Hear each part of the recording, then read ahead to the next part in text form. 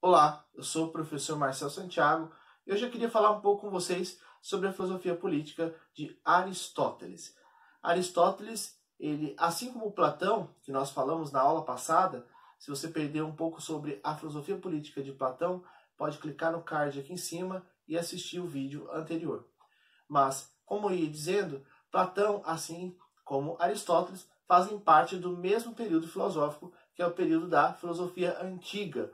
E Aristóteles vai ter uma visão um pouco distinta aí, de Platão e vai ter toda aí dentro de sua filosofia uma abordagem dizendo que o ser humano é então um ser social. Bem, Aristóteles vai entender que o ser humano, sendo um ser social, ele não pode viver isoladamente. Por essa razão, Aristóteles vai dizer que o ser humano não pode viver completamente isolado dos seus semelhantes. Ele necessita estar em sociedade. Né? A sua completude, né, está dentro da sociedade e não no âmbito de estar isolado e sozinho.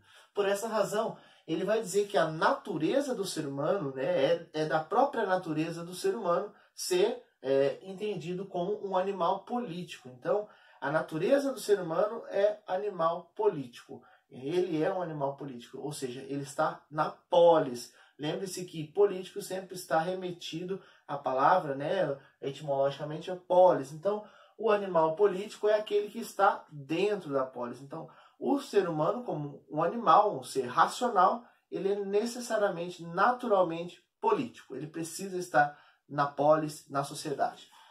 Veja, Aristóteles vai dizer que nessa sociedade que está esse ser humano, precisa haver um fio condutor ou uma linha condutora que leve todas as necessidades da população em consideração.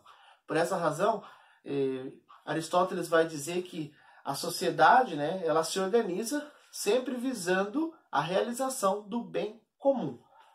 Então, por essa razão, a sociedade ideal para Aristóteles vai ser a polis grega. Em sua visão, surge de modo natural e, dentro da polis grega, nós observamos que todos vivem numa espécie de harmonia, buscando cada qual aí, em seus afazeres, o bem comum de toda a sociedade.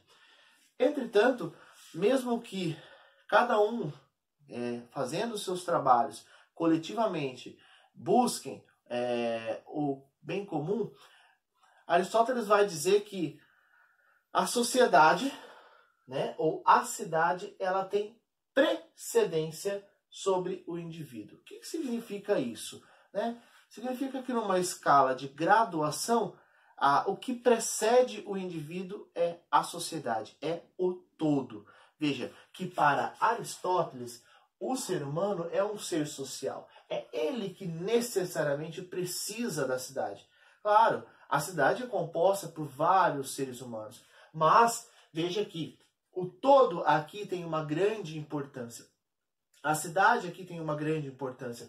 Tendo em vista que essa realização do ser humano ela vai acontecer a partir do momento que ele está dentro da sociedade, porque ele é um animal político. Então, por essa razão, Aristóteles vai perceber e vai postular, vai dizer que a cidade ela tem precedência sobre o indivíduo. Numa escala de graduação, o que precede o indivíduo é a sociedade. Primeiro a sociedade e depois os indivíduos. Numa escala de graduação, a cidade, a sociedade, ela tem uma precedência sobre o indivíduo. Ele vai dizer o todo deve necessariamente ter precedência sobre as partes.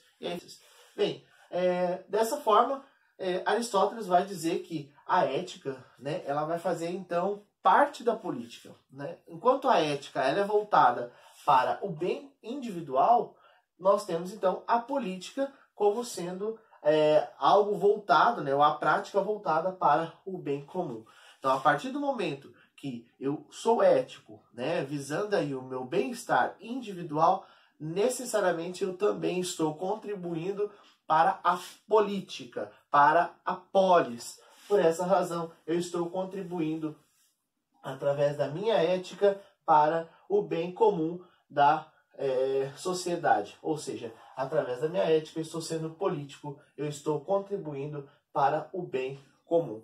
Por essa razão, a ética, ela então faz parte da política. E lembre-se que, para Aristóteles, o ser humano não vive sozinho, ele necessita estar em sociedade.